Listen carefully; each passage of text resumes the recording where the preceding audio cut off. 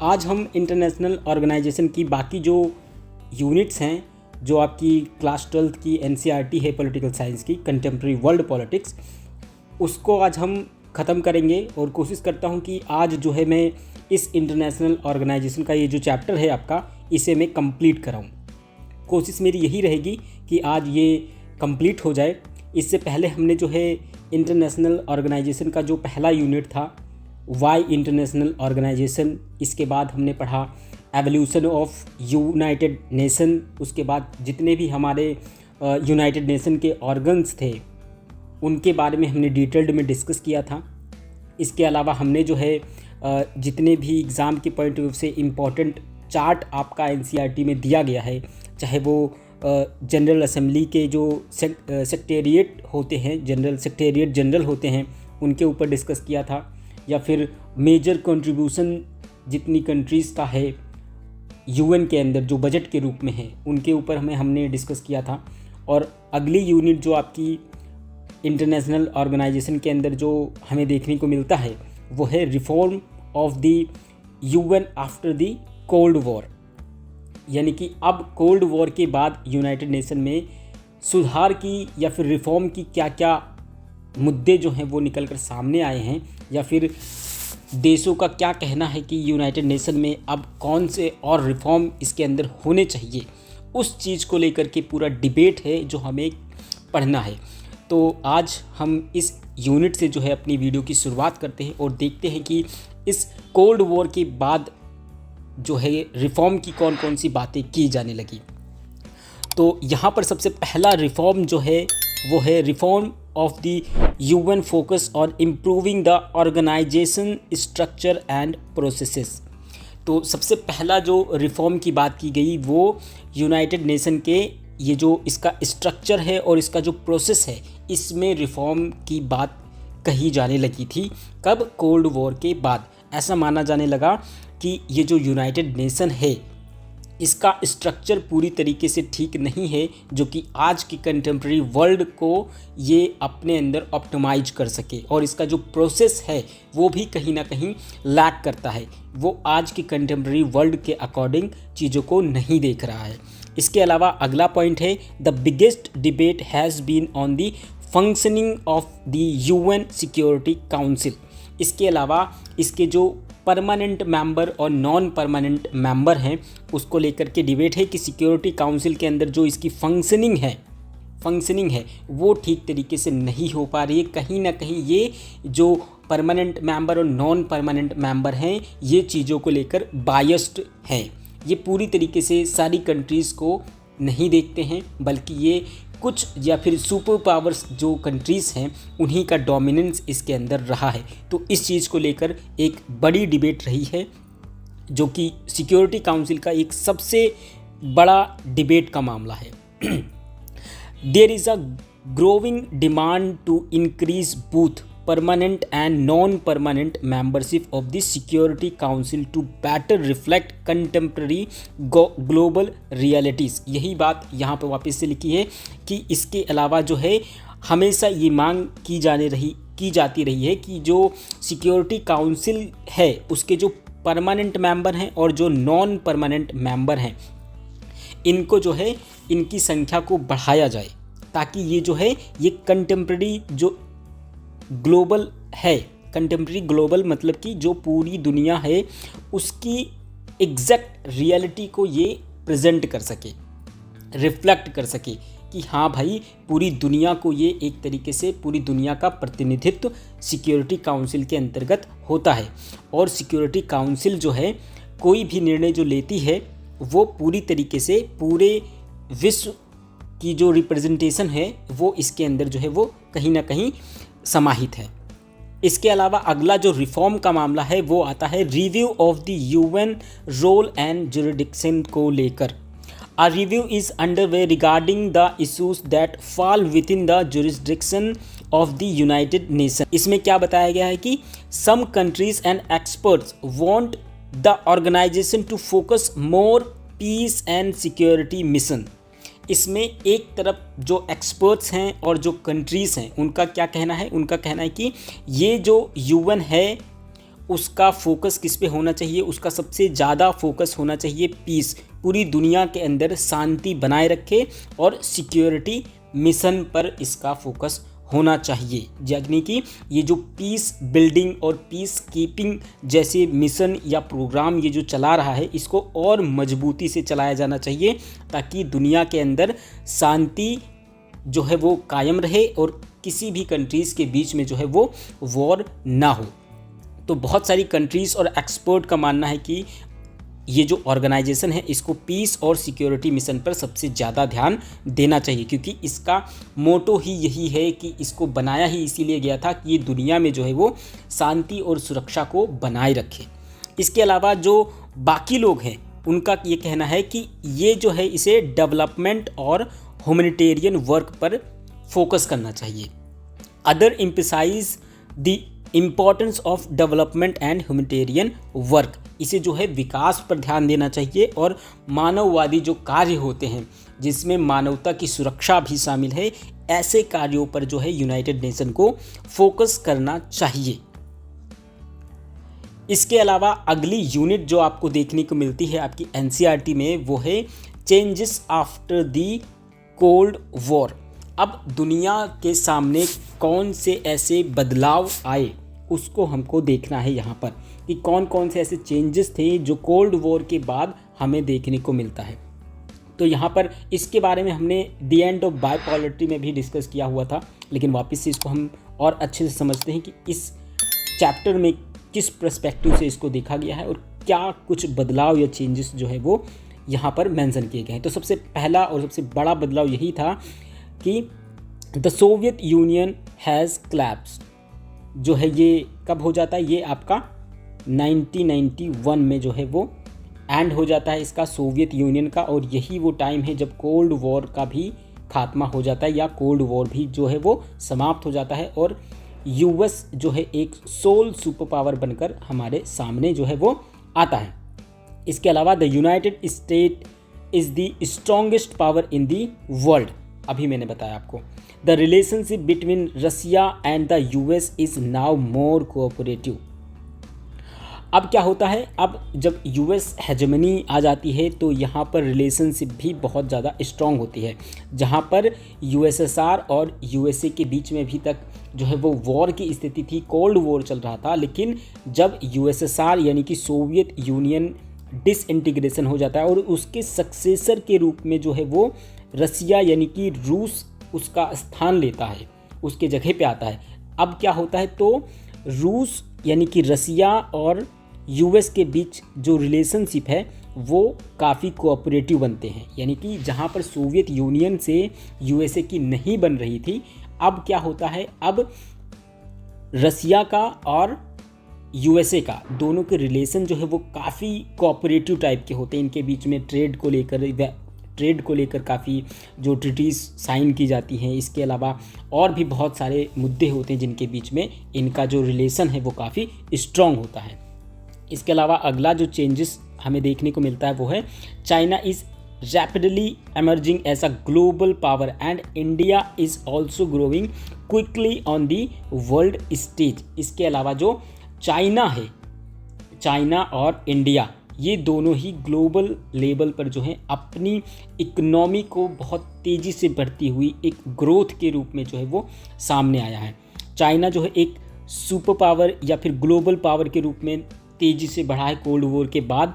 उसी तरीके से इंडिया भी जो है वो एक ग्रोविंग इकोनॉमी या फिर क्विकली ग्रोविंग इकोनॉमी के रूप में जो है ये भी सामने धीरे धीरे आया है। इसके अलावा जो और चेंजेस हुए हैं जिसको हमें पढ़ना है वो है contemporary global trend and challenges. अब जिस तरीके से बदलाव हुए हैं कोल्ड वॉर के बाद, तो हमारे सामने कुछ नए तरीके के चैलेंजेस भी हमें देखने को मिला है, चाहे वो इन्वायरमेंट को लेकर हो या फिर टेररिज्म को लेकर हो। बहुत सारे ऐसे नए नए चैलेंजेस जो हैं वो दुनिया को देखने को मिला है।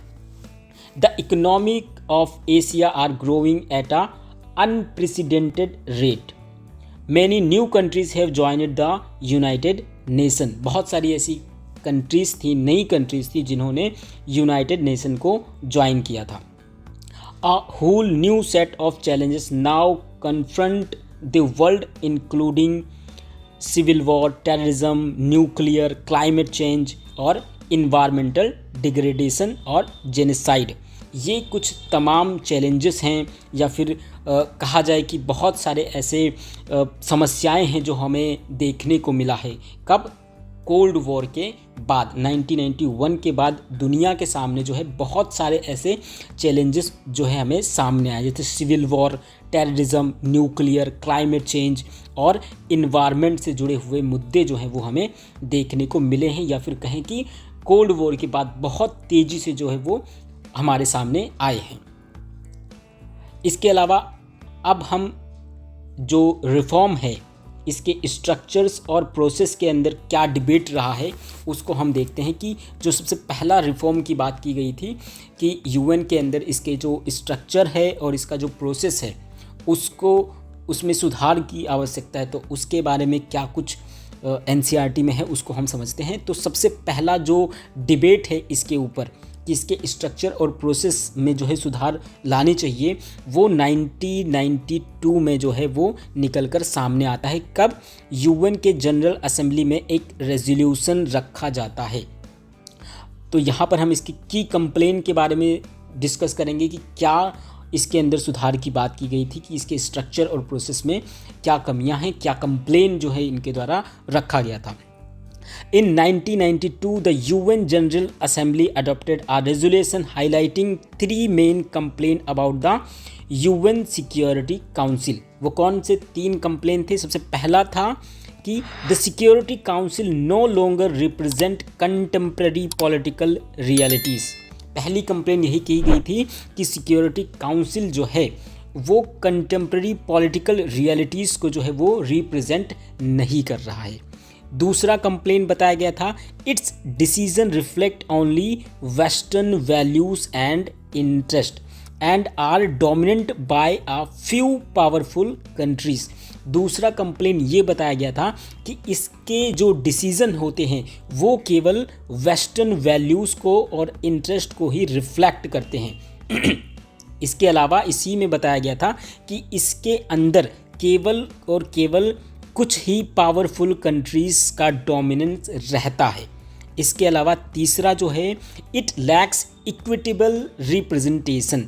इसके अंदर पूरी तरीके से जो समानता के भाव से यदि देखा जाए तो इसका रिप्रेजेंटेशन नहीं होता। इसके अंदर भी बहुत सारी कमियां हैं। ये पूरी ग्लोबल तरीके से रिप्रेजेंट नहीं हो पा रहा है। इसके अंदर केवल कुछ ही पावरफुल कंट्रीज़ का डोमिनेंस रहता है और कुछ ही कंट्रीज़ का जो है ये इसके अंदर रिप्रेजेंटेशन होता है।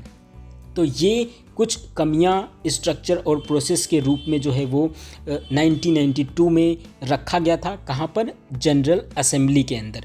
तो ये आपसे एग्ज़ाम्स में पूछा जा सकता है कि 1992 में जो यूएन के जनरल असेंबली में रेजोल्यूशन रखा गया उसके क्या 3 जो कंप्लेन या मेजर प्रॉब्लम थी वो कौन कौन सी थी। तो ये 3 प्रॉब्लम आपको पता होना चाहिए। इसके अलावा इसे दूसरी तरीके से पूछा जा सकता है कि यूएन सिक्योरिटी काउंसिल में इसके स्ट्रक्चर और प्रोसेस के अंदर कौन सी कमियां हैं जिसको 1992 में रिफ्लेक्ट किया गया, उसको सामने रखा गया, वो बताइए।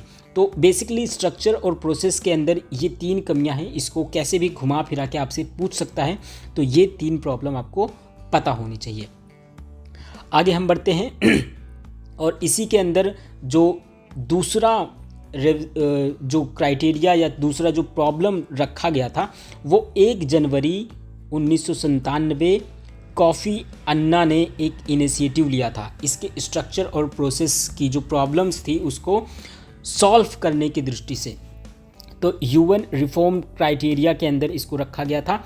1 जनवरी 1997 में जो है UN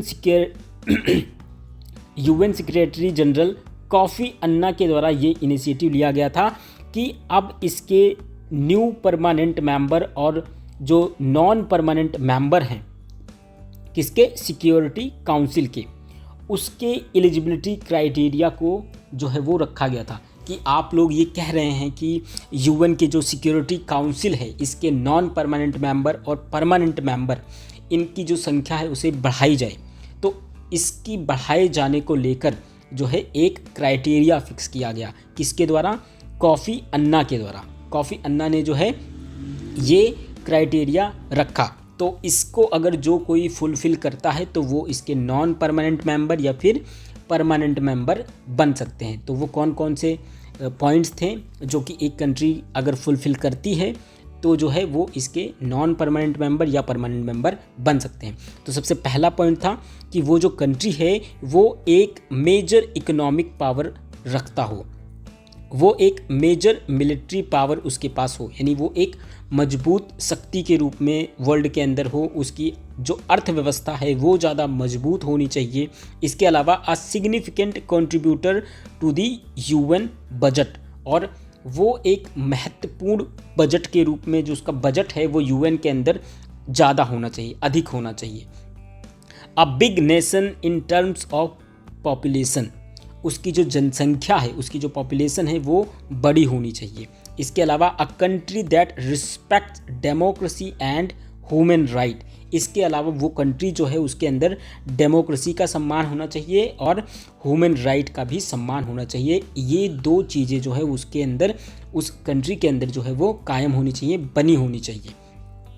a country that represent A country that represent the world diversity in terms of geography, economic system और culture, ये तीन डाइवर्सिटी के रूप में जो है वो रिप्रेजेंट करता हो पूरे वर्ल्ड को, एक आइकन के रूप में जो है वो प्रेजेंट करता हो अपने आप को।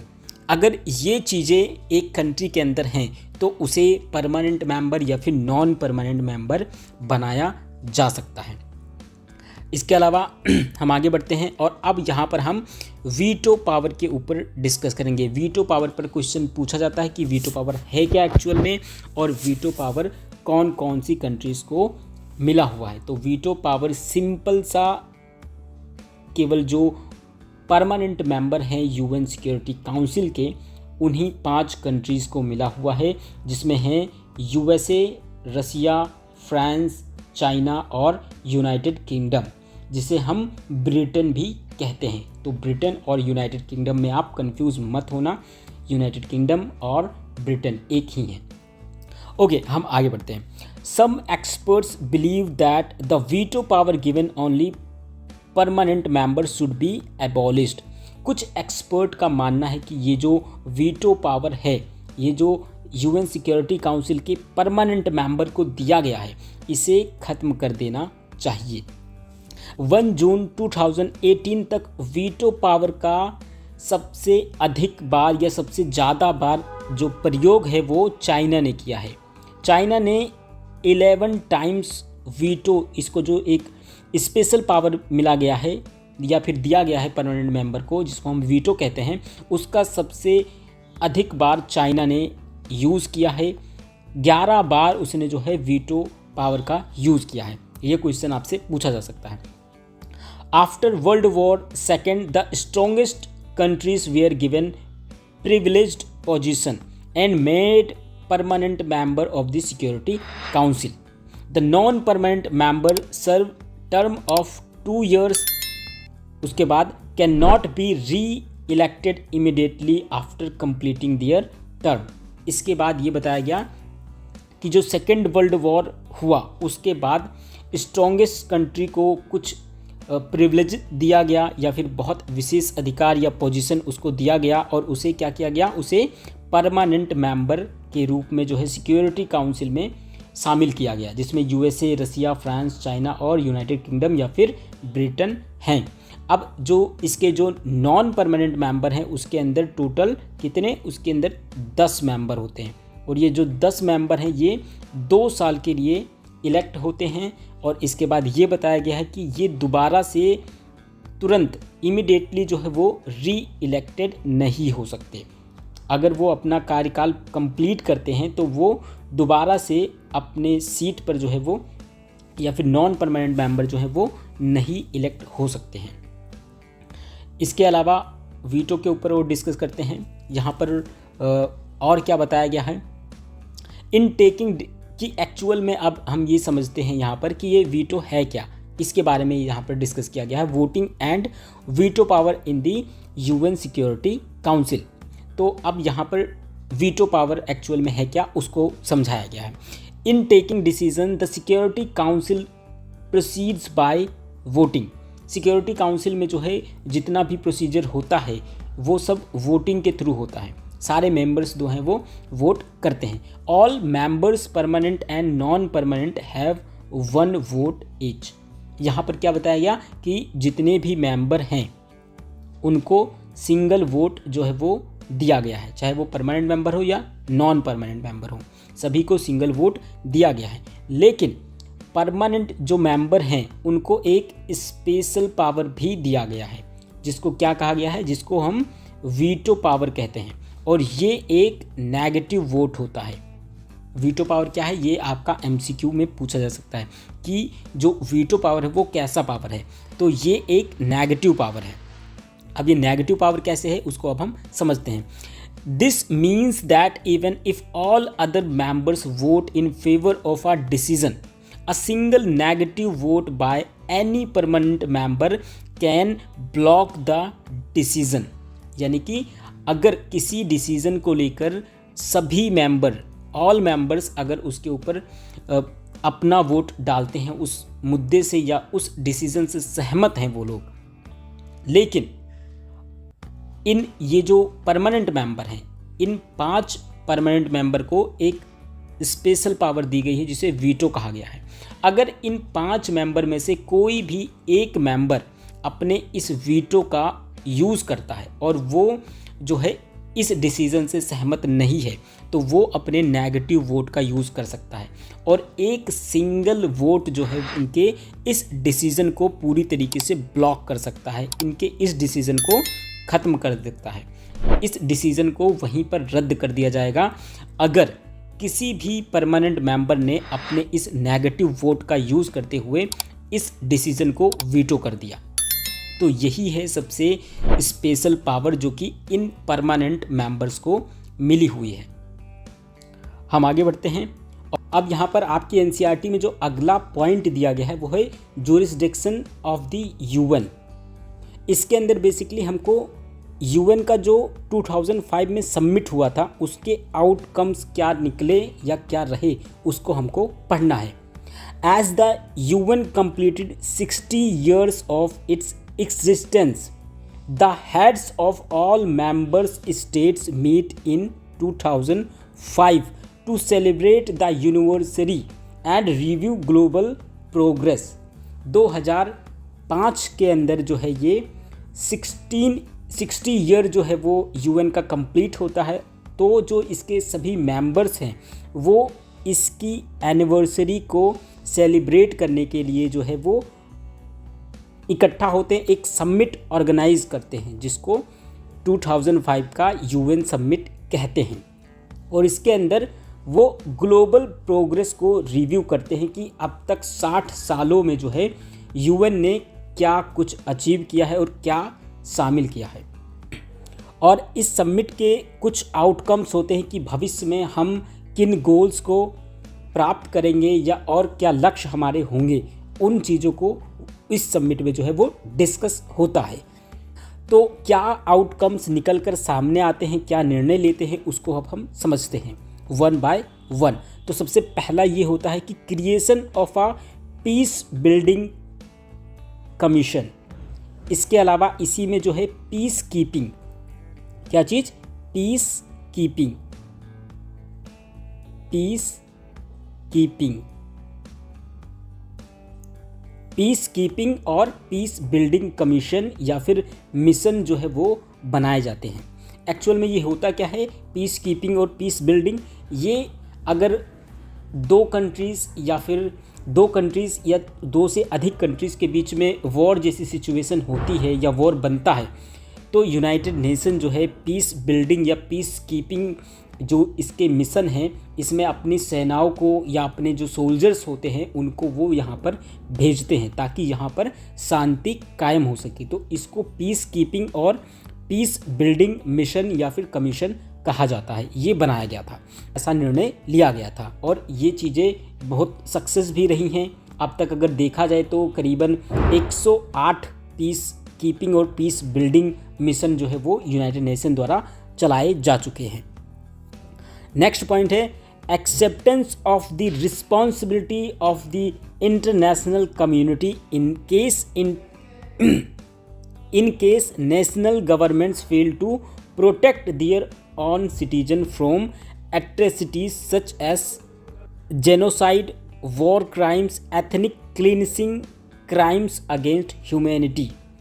अगर यहाँ पर ये बात की गई है, अगर कोई भी नेशन जो है या फिर उसकी गवर्नमेंट जो है वो अपनी सिटीजन को प्रोटेक्ट नहीं कर सकती इन सब चीज़ों से, तो क्या होगा, तो इसकी जिम्मेदारी जो है वो इंटरनेशनल लेवल पर आ जाएगी। और इसकी जिम्मेदारी कौन लेगा, वो यूनाइटेड नेशन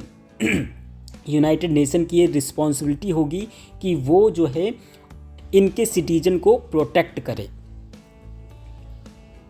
अब यहाँ पर और क्या क्या इनिशिएटिव जो है वो लिए गए 2005 के समिट के बाद, उसको हम समझते हैं। तो यहाँ पर establishment of a human right council, human right council की जो है वो स्थापना की गई थी। कब, 19 जून 2006 में। इसके अलावा agreement to achieve the millennium development goals, जिसे हम MDG कहते हैं, इसका फुल फॉर्म बहुत इम्पॉर्टेंट है, MDG का मिलेनियम डेवलपमेंट गोल। इसके अलावा एक और है, वो है sustainable development goal, sustainable development goals, MDG और SDG। इसके फुल फॉर्म आपको पता होनी चाहिए। MDG का मतलब है मिलेनियम डेवलपमेंट गोल, जो कि 2000 में जो है इसको बनाया गया था। और ये कब तक बनाया गया था कि ये 2016 तक ये जो है अपना मिशन रहेगा और ये गोल को इनको प्राप्त करना था। जबकि ये जो SDG है यानी कि सस्टेनेबल डेवलपमेंट गोल जो है इसे 2016 में बनाया गया है। जब माना गया कि ये इसने अपनी सफलता प्राप्त कर ली है, तो उसके बाद SDG यानी कि सस्टेनेबल डेवलपमेंट गोल्स रखे गए। इसके अलावा अगला पॉइंट है क्रिएशन ऑफ डेमोक्रेसी फंड, इसकी बात की गई। इसके अलावा agreement to wind up the trusteeship council, जो हमने बताया भी पिछली वीडियो में हमने डिस्कस किया था कि इसका जो ऑर्गन था किसका, यूनाइटेड नेशन का ट्रस्टीशिप काउंसिल, उसको ख़त्म करने की बात कही गई कि अब इसकी ज़रूरत नहीं है। यहाँ पर आप मैप में देख पा रहे होंगे कि ये यूनाइटेड नेशन द्वारा पीस कीपिंग ऑपरेशंस हैं या फिर मिशन हैं, जो कि यहाँ पर जो है वो जितनी डॉट्स आपको नज़र आ रहे हैं, इन कंट्रीज़ में जो है वो पीस कीपिंग या फिर पीस बिल्डिंग ऑपरेशंस जो हैं वो चलाए गए हैं। ये यहाँ पर आप स्क्रीन पर देख पा रहे होंगे।